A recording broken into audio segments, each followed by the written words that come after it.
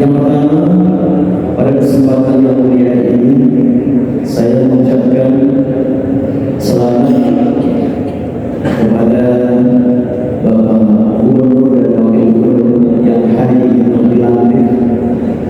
Kita alhamdulillah punya gubernur baru. Insyaallah semangat baru, suasana baru. Kita doakan mudah-mudahan akan membawa keberkahan untuk kota Jakarta ini, dan mudah-mudahan Allah selalu memberikan kemuliaan, semangat kerja, dan insya Allah mudah-mudahan akan mengantarkan kota Jakarta menjadi kota yang baldatun thayyibatun wa rabbul ghafur. Amin ya rabbal alamin.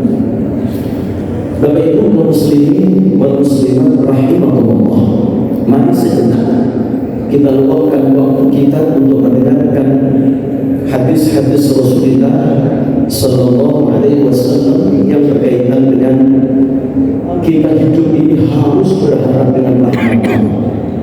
Di dunia ini tidak ada orang yang hebat. Siapapun mereka tidak ada yang hebat. Yang hebat hanyalah Allah.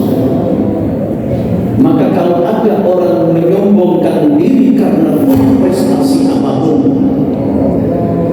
prestasi di dalam kehidupan, prestasi dalam beragama, prestasi dalam perjuangan, bahkan prestasi dalam ibadah, itu orang menandakan bahwa dirinya lupa atas nikmatnya Allah yang namanya rahmat Allah dan kasih sayang Allah. Kalau kurang ibadah, saya yakin bapak-bapak, mana yang lebih hebat ibadahnya, Nabi atau kita? Pasti Rasulullah. Betul. Mana yang lebih hebat ibadahnya, sahabat-sahabat Nabi termasuk khulafaur rasyidin atau kita? Pasti sahabat-sahabat Nabi yang lebih hebat. Kalau kita bertanya mana yang lebih hebat, salafus shalihin, ulama-ulama yang dalam persoalan ibadah dan ilmu pengetahuannya tidak bisa diragukan lagi, mana yang lebih hebat, mereka atau kita? Pasti mereka. Tetapi para jamaah rahimahullah, mereka semuanya itu tidak ada yang merasa hebat, bahkan termasuk Rasulullah yang ibadahnya begitu luar biasa, tidak pernah merasa hebat. Makanya dalam satu riwayat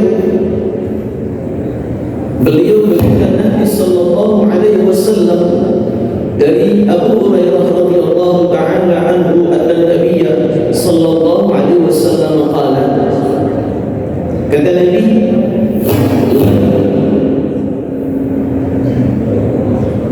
la yanjuwa ahadukum bi amalihi.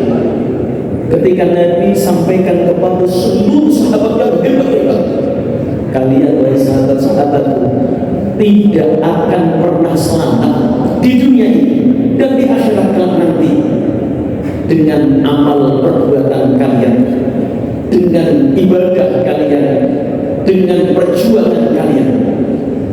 Kalian semua tidak akan selamat dengan amal ibadah. Lalu pertanyaannya, Bapak-bapak, kalau sahabat Nabi yang begitu amal ibadahnya tidak perlu diragukan, Nabi sudah sampaikan kepada mereka, mereka nanti di akhirat tidak akan selamat dengan amal ibadah mereka. Lalu mereka bertanya, wala anta ya Rasulullah, apakah engkau ya Rasul juga tidak akan selamat dengan amal ibadah engkau? Padahal kita sadar betul, Pak, bagaimana amal ibadah Rasulullah sallallahu alaihi wasallam. Maka dengan tegas Nabi mengatakan, Nabi sallallahu alaihi wasallam bersabda, qala wala ana, aku pun tidak akan selamat dengan amal ibadahku. Kalau begitu para jamaah sekalian, kalau sekarang ada orang ya, mereka merasa hebat dengan amal perbuatannya, dengan keturunannya, dengan perjuangannya, dengan dakwahnya, sehingga menganggap kecil orang lain. Apakah mereka tidak pernah membaca hadis ini? Apakah mereka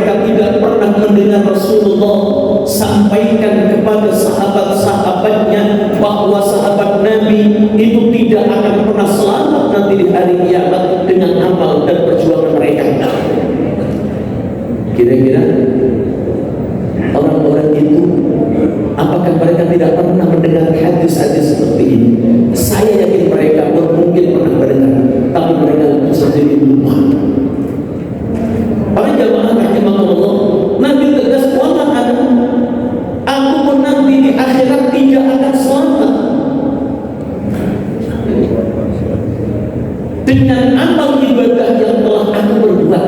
Padahal amal ibadah Nabi kayak apa Pak? Kalau sholatnya Nabi kayak apa? Apalagi menjelang Ramadan kayak begini. Sya'ban, bulan Sya'ban, syahri, bulanku kata Nabi. Maka puasa penuh Nabi dalam bulan Sya'ban. Wa Ramadan syahru ummati, Ramadan itu nanti bulan umatku. Kita diberi kesempatan fastabiqul khairat dalam bulan Ramadan nanti. Nabi puasanya Masya Allah Senin Kamis, Ayyamul Bid, Sya'ban, Ramadan, puasa penuh beliau. Apalagi kalau sholat gada Rasulullah seperti layaknya ibu-ibu yang lagi sedang merebus air, lagi sedang mendidih, saking takutnya kepada Allah. Padahal Nabi dosanya diampuni oleh Allah, kok masih seperti itu ibadahnya, sholat sampai gemetar luar biasa. Lalu bagaimana Bapak-bapak dengan kita? Bagaimana dengan kita? Apakah kalau kita sholat merasa takut kita kepada Allah karena saat itu kita sedang menghadap kepada Allah, merasa dosa kita masih banyak, amal perbuatan yang kita lakukan ini sangat terbatas? Bapak Ibu jamaah rahimahullah, Rasulullah tegas mengatakan, wala anak, aku pun tidak akan masuk surga selamat nanti di akhirat dengan amal ibadahku, illa ayyataghammani Allah bi rahmati, melainkan Allah akan menutupi semua kekurangan-kekuranganku. Allah akan menutupi keterbatasanku, kelemahanku, bi rahmatihi, dengan rahmatnya Allah. Itulah sebabnya Nabi dorong kita dalam hadis berikutnya, faqaribu, dalam setiap langkah kita mendekatlah engkau terus kepada Allah. Di saat kita bekerja, kita cari karunia Allah, dekatlah kepada Allah karena yang kita cari karunia Allah. Apalagi ketika kita sholat, hati kita hadirkan kepada Allah. Ketika kita zikir, ketika kita mau tidur, dekatkan hati kita kepada Allah. Tidak ada kesempatan di muka bumi ketika kita melangkah kemana saja ini, melainkan kita harus selalu mendekatkan diri kepada Allah Subhanahu wa ta'ala. Itulah orang yang beriman kepada Allah Subhanahu wa ta'ala. Faqaribu wasaddidu, kita disuruh untuk terus mengencangkan ikat pinggang kita agar kita tetap istiqamah di dalam ketaatan. Banyak orang Pak bisa mengawali sesuatu dengan baik, banyak orang bisa berusaha untuk jadi orang baik, tetapi untuk mempertahankan tetap jadi orang baik sampai akhir hayat itu tidak mudah. Ujian hidup banyak, luar biasa. Perjalanan hidup penuh dengan ujian, penuh dengan cobaan. Maka hanya orang-orang yang dapat rahmatnya Allah, pertolongan Allah, dia bisa mengawali, dia bisa menjaga sampai akhir hayatnya. Itulah doa kita agar Allah terus memberikan pertolongan kepada kita dengan rahmatnya. Kita hidup bisa menjadi hamba-hamba yang istiqamah sampai kita dituntut detik-detik ajal kita, tetap kita jadi orang baik. Amin ya rabbal alamin. Kita doakan Bapak Gubernur kita, ya, dan Wakil Gubernur kita selalu dapat rahmatnya Allah, mengemban amanah untuk menjaga, untuk mendorong warga Jakarta ini, ya, agar menjadi warga yang bersyukur kepada Allah, menjadi warga yang senantiasa bersama-sama menjaga Jakarta ini agar tetap menjadi berkah dari itu adalah merupakan kesempatan untuk kita mendapatkan rahmat dan pertolongan dari Allah Subhanahu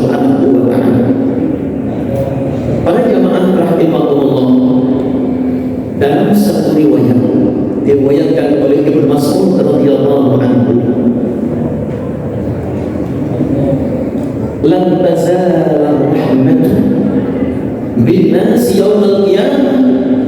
Rahmat Allah itu menyertai kita nanti sampai hari kiamat. Hatta inna iblisa yarfa'u ra'sahu, sehingga nanti sampai di hari kiamat iblis itu diangkat kepalanya. Melihat bapak-bapak ya, terus diiringi dengan rahmatnya Allah sampai pada hari kiamat. Mimma yura min sa'ati rahmati wa syafa'ati syafi'in. Iblis itu terkagum-kagum nanti di hari kiamat melihat kita semuanya dapat rahmat dan kasih sayang Allah Subhanahu wa ta'ala. Para jamaah rahimahullah, sampai ketemu. Cukup kan? 5 menit lagi. Ya. Iblis Pak itu gak dapat rahmat Allah.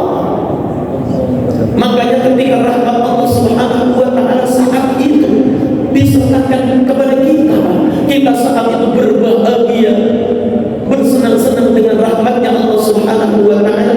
Saat itu iblis terkagum-kagum, terheran-heran, mengapa kami tidak mendapatkan rahmatnya Allah Subhanahu wa ta'ala seperti yang telah didapatkan oleh orang-orang yang beriman kepada Allah Subhanahu wa ta'ala. Tetapi pada saat itu mereka tidak bisa berharap untuk dapat rahmatnya Allah Subhanahu wa ta'ala seperti ini. Ada satu riwayat diriwayatkan dari Sayyidina Umar radhiyallahu anhu, annahu dakhala ala Nabi satu saat. Sayyidina Umar masuk ke tempat Rasulullah, fawajadu yabki. Ketika dia masuk, Abu Bakar Sayyidina Umar masuk, Nabi lagi sedang menangis, layaknya seorang yang sangat sedih, luar biasa.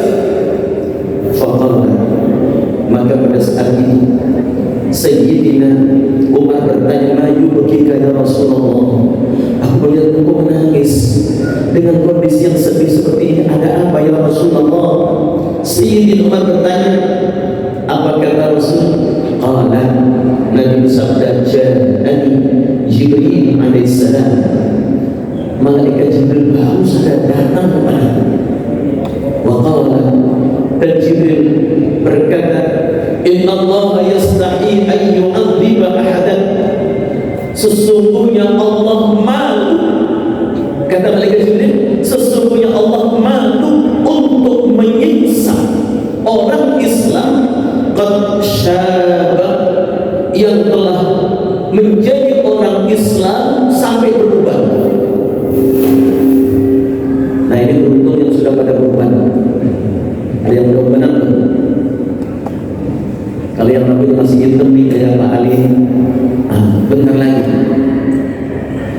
Malaikat bilang Allah itu malu untuk menyiksa orang Islam yang menjadi orang Islam sampai berubah. Allah malu untuk menyiksa. Kenapa seperti itu? Emang kayak gini. Jadi Allah itu malu, kata malaikat Jibril. Dan ini wahyu dari Allah, dari Allah. Artinya apa? Orang Islam yang ketika sampai usia tua tetap menjadi orang Islam, istiqamah jadi orang Islam sampai rambut memutih, Allah malu untuk menyiksa orang-orang Islam. Kemudian Nabi bertanya kepada malaikat Jibril, fa kaifa la yastahi man syada fil Islam ayyasi Allah Ta'ala. Lalu bagaimana kalau orang itu berubah lalu juga mereka itu berdosa kepada Allah? Apakah orang itu tidak malu? Kalau ada orang Islam sudah tua masih saja berbuat dosa, apa gak malu sama Allah? Allah malu kalau ada orang Islam yang sampai berubah untuk dianggap di akhirat. Allah malu. Makanya hendaknya kalau kita sudah merasa sudah tua berbuat dosa, mestinya juga harus merasa malu. Mudah-mudahan rahmat Allah akan selalu dilimpahkan kepada kita di dunia ini, di akhirat kelak nanti. Mudah-mudahan dengan rahmatnya Allah kita kita akan memperoleh kebahagiaan, kita akan memperoleh surga Allah Subhanahu wa Ta'ala. Karena nanti ada orang ahli ibadah 500 tahun disuruh masuk surga dengan rahmat Allah, dia tolak, ya Allah masukkan aku surga dengan apa amalku.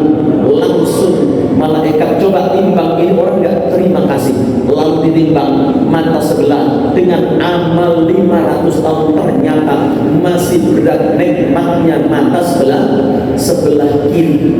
Itu amal ibadah 500 tahun Pak. Bagaimana dengan amal kita?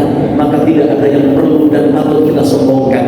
Mudah-mudahan kita selalu berharap dengan rahmatnya Allah, sehingga kita akan mendapatkan orang yang beruntung fid dini wad dunya wal akhirah. Bismillahirrahmanirrahim. Allahumma shalli wa sallim wa barik ala sayyidina Muhammad wa ala ali sayyidina Muhammad sayyidil awwalin wal akhirin wa radiyallahu ta'ala an kulli sahabati Rasulillah ajma'in. Alhamdulillah rabbil alamin, hamdan yuwafi ni'amahu wa yukafi mazida. Ya rabbana lakal hamdu kama yanbaghi li jalali wajhikal karim wa li 'azimi sultanik. Allahumma inna nas'aluka fahma an-nabiyyin wa hifdha al-mursalin wa ilham al-malaikati al-muqarrabin. Allahumma anfa'na bima 'allamtana wa yanfa'na bima 'alimna wa dhakkirna ma jahilna bi rahmatika ya arhamar rahimin. Rabbana iftah bainana wa baina qawmina bil haqqi wa anta khairul fatihin. Allahumma barik lana fi rajab wa sha'ban wa ballighna ramadan. Rabbana atina fid dunya hasanah wa fil akhirati hasanah wa qina adzaban nar. Sallallahu ala sayyidina Muhammadin wa ala alihi washabihi wasallam. Alhamdulillahi rabbil alamin. Demikian, lebih kurang mohon maaf. Allahumma waffiq ila aqwamit thariq. Wassalamu alaikum warahmatullahi wabarakatuh.